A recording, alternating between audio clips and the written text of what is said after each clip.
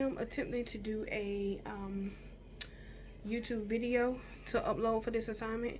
So I am just going to go down the list and speak on these points or these ideas and just do the best that I can.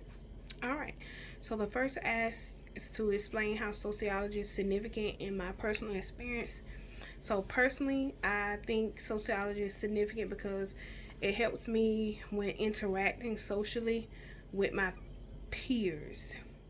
By engaging with different people in different environments, whether it's professionally, socially, however, it helps me to basically learn how to respond or engage them, how to adapt. It helps me learn their behaviors in any situations, in all types of situations. So that's how I think how significant it is for me in my personal life in any situation that I may be in. Next is asked to explain how sociological imagination helps me understand the impact of sociology in my own life.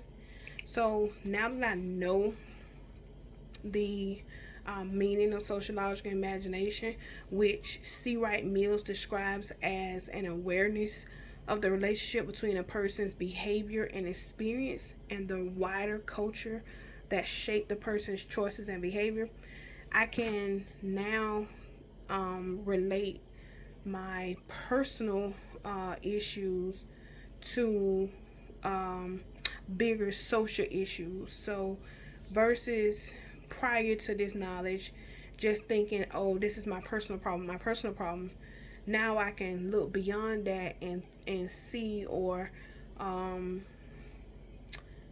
just observe or think about the bigger picture and relate the two, connect the two, so it's not all just center on just personal issues. So next would be identify examples of either ages of socialization or large secondary groups or formal organization that shape your individual behavior or personal experiences at the micro level. Okay, ages of socialization that influence that shape your individual behavior. Okay, so the ages of socialization that shape my individual behaviors definitely would be family, religion, and education. Family being at the forefront. So family definitely influence my behaviors, my morals, my values, my beliefs, just the whole culture of that for me. And then definitely with religion, the religion helped with my behaviors, my beliefs as well. And then of course education would be the one that for as far as rules and ties into beliefs and as well. So those three will be the main socializations that that shape my individual behaviors too. When it comes to explain which sociological theory can best be used to understand the relationship between individual and society and why, I would say structural functional theory will be the best to understand the relationship between individual and society, because this theory views society as a structure with the key parts needed to meet the biological and social needs of the individual in the society.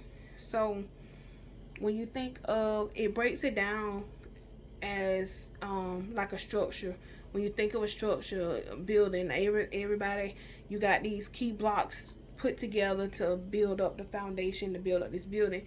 So it's just like in a society, you got all these key parts that's needed.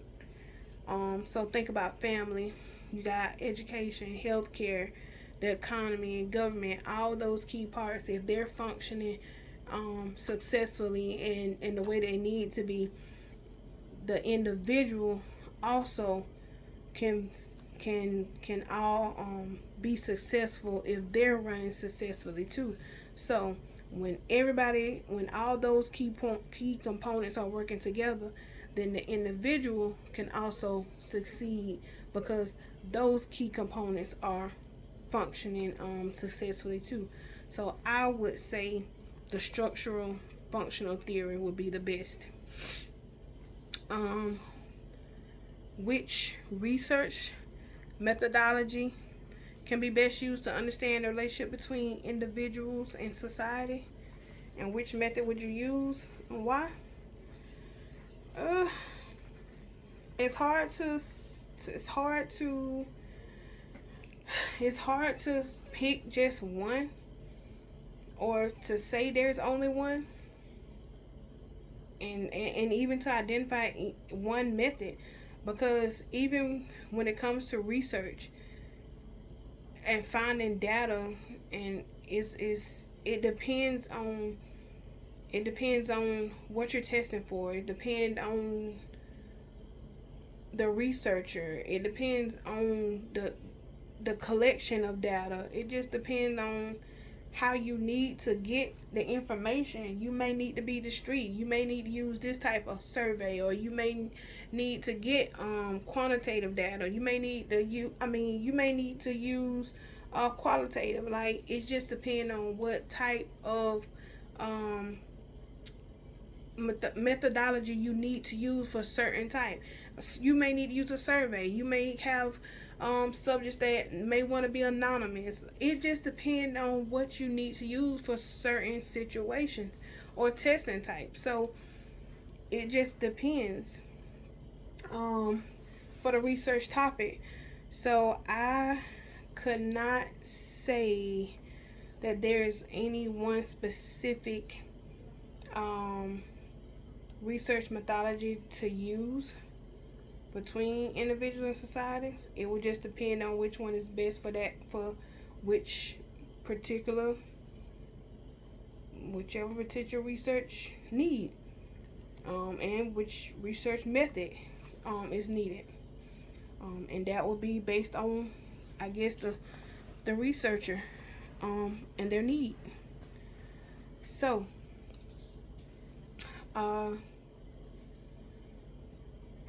I hope this pretty much fulfills. I know it said between 5 and 8 minutes, and I am right at 9.